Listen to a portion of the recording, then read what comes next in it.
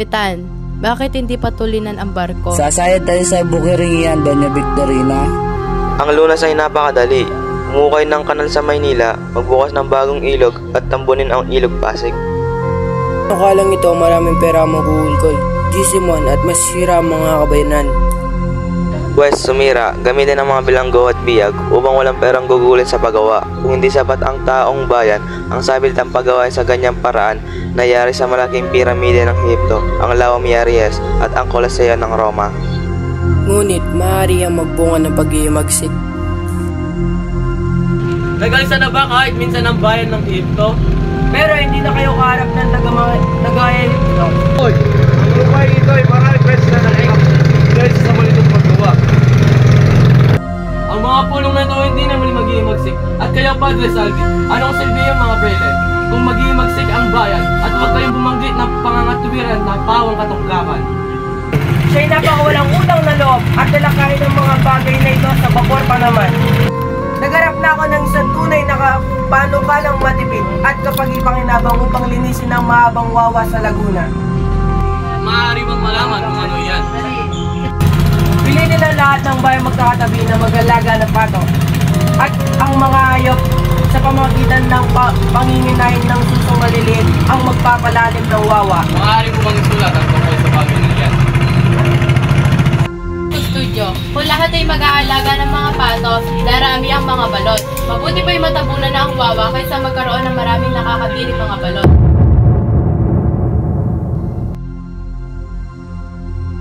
Tinitiyak kong hindi makakaisa tuparan ng Akademya ng Wikang Kastila.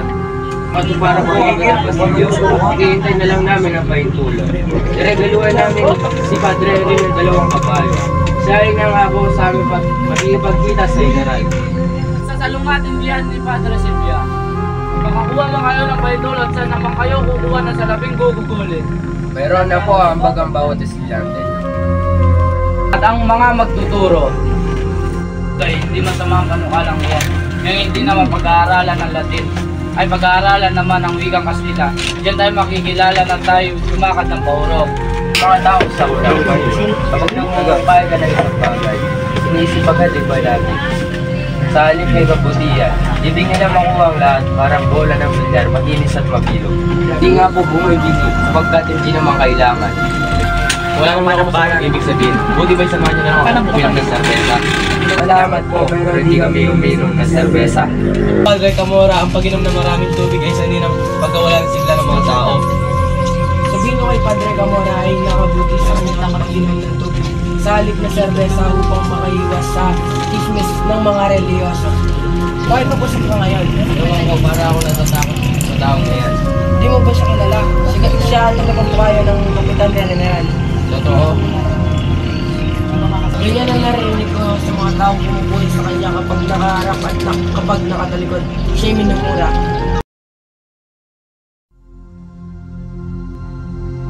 Saan ba kayo galing? Hindi ninyo nakita ang bagay pinakamainam sa paglalakbay. Marami na akong nakikitang mga ilog at magagandang tanawin. Ang hanap ko ay isang alamat. Ang alamat meron ng Pasig, nariyan ang malapad na bato. At di mo ay tinitira ng mga espiritu. May isa pang alamat na alam ni Father Florentino. Kung nakalagay niya, Padre Salvi, hindi ba nakakabuti kung sa Bitaria na lamang sila'y kulong dahil sa sapos sa halip na sa takong lugar? Ilagilalas na alamat, napakagandang ilagsala. Alam ba ninyo kung saan dako ng lawan ng patayan ang nagangalak? Ibarra, Sabara, o Ibarra? Saan nga ba, Kapitan? May naiwan kayang bakas sa tubig. Tumingin kayo roon. Anong nangyari sa inyo, Ginoong Simon? Ikaw pa naman ang sanay na sanay sa paglalakbay. Ikaw pa ba ang malulunag sa lawang ito?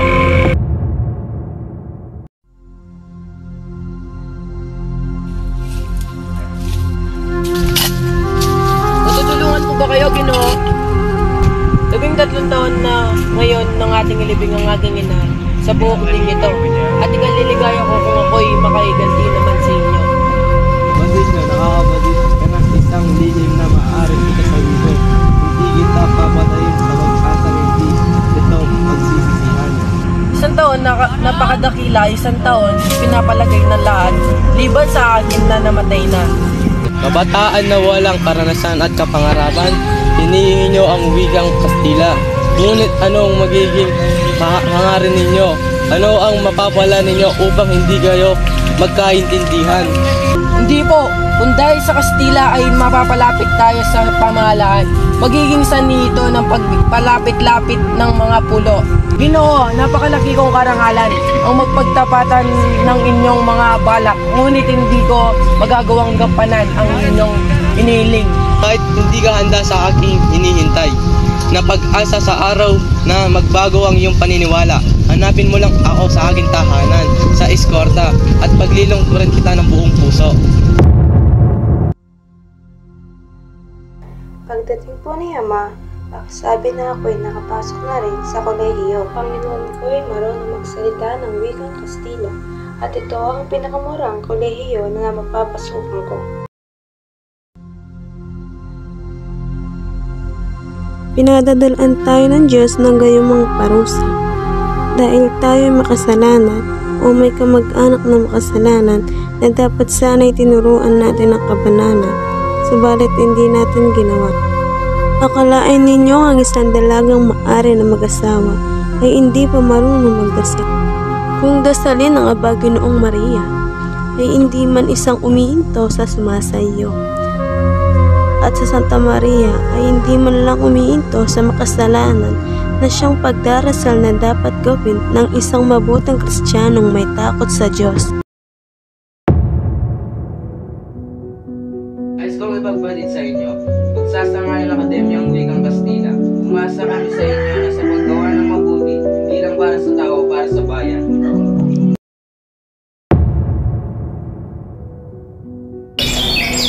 Ba't naparito ko? Ano nung iyong sadya? Matito ako para makiusap tungkol sa amin pa ni Ginoong Pasta. Magpatayo mo at sila, ang bayo ko huwag na tayo makilang. Hindi naman po namin nais na malagay kayo sa kakampi. Gusto niyo, Simon? Akin, uwi, akin, maksak. Ano na loob kayo at pumasap? Ilaw na. Ganun pala'y maganda ng budal niya ng samipal at mga panauhin. Nangangailangan pa naman ako ng salapi at inakakarang mababayaran niyo ako. Ngunit ang lahat ay maayos. Ayoko kayo bumagsak sa maliit na halagang iyan. Siya, gagawin kong 7 ang utang ninyo, 9,000 piso. Kailangan ko lamang na ipasok ninyo ang ilang kahon ng baril at dumating ngayong gabi. Ibig kong itago ninyo sa tindahan, hindi magkasya sa aking bahay. Ang takot, hindi kayo mananagot. Ang mga armas na ito ay tatago sa iba't ibang bahay ng unti-unti. At pagkatapos ay gagawa ng pagsisiyasat na marami ang mabibilanggo. Marami tayong kikitain sa paglalakad na wala ang mga natitiit. Alam niyo ba yon? Magagawa sa iba ako lalapit.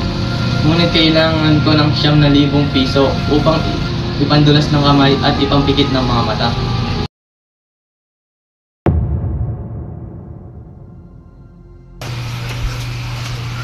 Kamusta ang may sakit? Ang buong katawan ay nakalatan ng lasong apyon. Bukas o makalawa ay maaaring mamatay. Isang sulak ng kalooban ay maaaring makamatay sa kanya. Sa loob ng isang oras magsisimula din magsikan. Sa pamamagitan ng pindot ko bukas ay wala nang aral-aral, wala nang unibersidad, wala nang magkikita kundi patayan. Ako'y nakahanda at natiyak ang aking tagumpay. Kapag kami nagtagumpay lahat ng taong hindi tumulong sa amin, bagamat may kaya dumamay, itutuloy namin silang kaaway. Basilio, naparito ako kung ihandagan sa iyo ang dalawang bagay. Pangalan ko ba o sanit sa mga sumisiling ba sa iyo o sa iyong bayan? Magpasya ka, hinihingan ka noon. Naparito ako upang iligtas ka alang-alang sa mga alang-alang nag-uugnay sa atin. Sa piling ng mga maninihilo sa aking bayan. Isang bagay na napadali sa dahilan pinamumunuan ko ang isang pinsan. Hindi ko iiwan ang alinmang kalaban. Samantalang ang mga pagluwan sa iba't ibang pook o syudad ay pamunuan mo ng isang pangkat. Hindi ko siya iligtas, kaya ako bumalik. Iniibig kong mabuhay. Nangangat kong imagsigal. Ang imagsigal lamang ang magpapabukas ng pintuan ng impyerno. Huli na. At bakit? Nararapan na mabuhay si Maria Clara. Yan, iwan na dahilan. May ilang araw dinapuan siya ng sakit at ako'y laging dumadalaw sa kumbento upang manibalita. Tingnan ninyo, narito ang lihim ni Padre Salvi kay Padre Irene. At si Kapitan Tiago ay magdamag umiiyak. Namatay na hindi man lamang ako'y nabubuhay ng dahil sa kanya. Namatay na nagtitiis.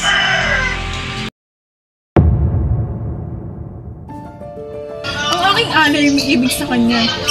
Aba, hindi mo mapapatid ang pwedeng mangyari sa loob ng 1 taon. Ang buhay at sigla, kung magigising ang bayan matapos ang 100 taong pagkakahambing.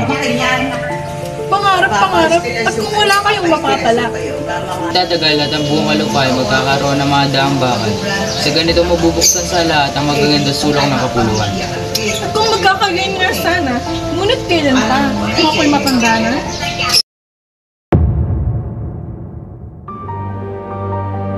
Ang langit ay pinili sa mayaman, at sila'y mga bagong sasabihin at mga tunay na halaga ng Diyos at gumagawa ng iba't ibang uri ng nalig upang gampanan.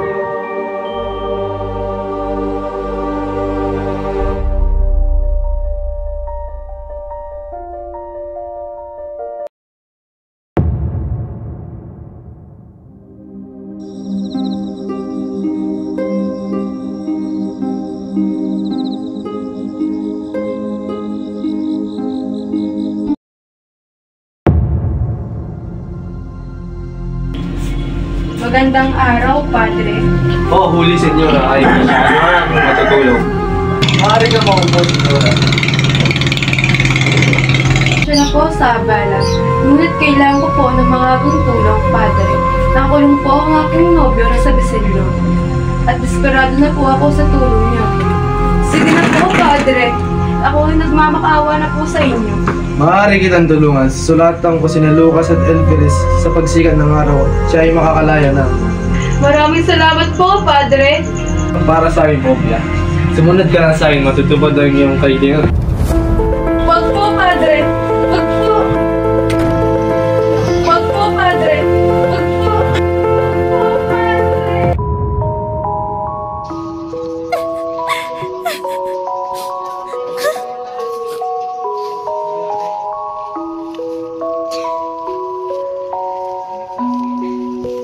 Hindi dapat magbuhay ang isang katulad kong babaeng marunong.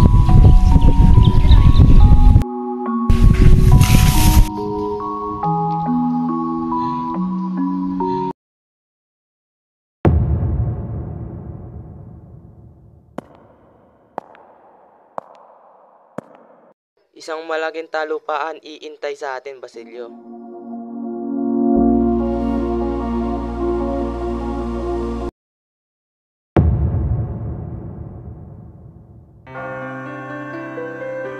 Pasensya ka na, Isagani.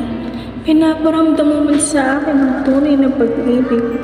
Ngunit kailangan kong makasama ang isang lalaking makapagbibigay sa akin ng magandang buhay. Hindi lamang puso ang kailangang sundin. Sa mundong ito, may mga pangarap akong nais abutin. At hindi ko nais mabuhay sa kahirapan. Alam kong masakit ito para sa iyo, ngunit sana'y maunawaan mo na iba ang mundo ng pag-ibig sa mundo ng realidad. Huwag mo sanang isiping hindi kita minahal, ngunit napagtanto kong hindi sapat ang pagmamahal upang mabuhay ng masaya at matiwasay.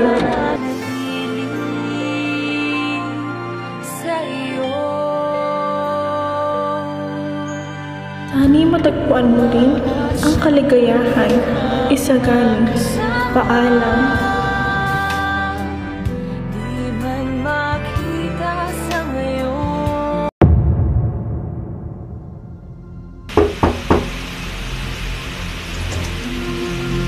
Magandang gabi, Binibini. Magandang gabi sa inyo. Nais kong pagbati sa bagong kasal. Sana tanggapin mo itong advance ko, Padre. Maraming salamat.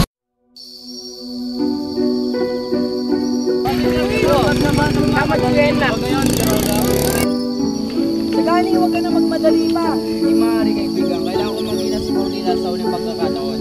Makinig ka na mabuti, Sagani.